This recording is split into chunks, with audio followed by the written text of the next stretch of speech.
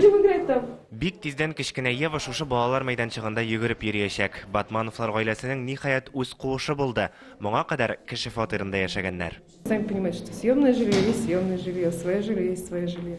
Кеше фатиры кешенеке инде үзеңнеке барыбер үзеңчә, бигрәк тә бала өчен шатбыз. Батмановлар бер ай дигәндә фатирлы була. Яшь гаилә программасы буенча алганнар. Аны бу җәйдә Рөстәм Миңнеханов тәкъдим иткән иде. Хәзер ташламалы ипотекадан барлык яшь гаиләләр файдалана ала. Дәүләт эшендәме син, юкмы, мөһим түгел.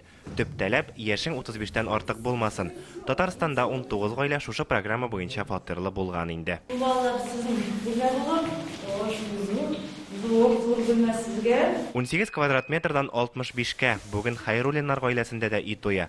Моңа кадәр тулай торакта яшәгәннәр. Хәзер 2 бүлмәле фатирлары бар. Бик әйбәт, иркен бүлмәләр бу бүлмәне, иң иркен бүлмәне балаларга дип ниттек инде. Аларның энергиялары күп. Яңа йорт Мостай Кәрим урамында урнашкан. Бүген 255 гаилә фатирлы булды. Йортта безнең төрле программада катнашучылар фатирлар алалар. Бу программа социаль ипотека программасы буенча күп балалы гаиләләргә моннан квартира бүлеп бирелә. Ятим балалар моннан квартира алалар һәм менә безнең яңа программа яшь гаиләләр программасы буенча квартира алучылар да монда инде бар. Яшь гаиләләр өчен иң мөһим мәсьәләләрнең берсе балаларга белем бирү учреждениеләре. Хәзерге вакытта торак комплекста 5 балалар бакчасы эшли. Тагын 2-не төзиләр. Мәктәп әлегә берәү генә. Декабрь аенда 2нчесен тапшырырга җыеналар.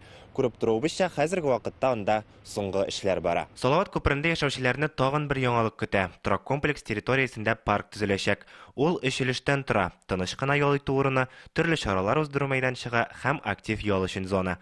Паркның беренче чираты инде киләсе елга әзер булачак. Илгиз Шәкүров, Вадим Илларионов, Яңа Гасыр каналы. Көтелмәгән кунак көттереп кенә интернет челтәрләренә дә килеп җитте. Хәзер бу фильмның барлык серияларын ТНВ.ру сайтында карап була.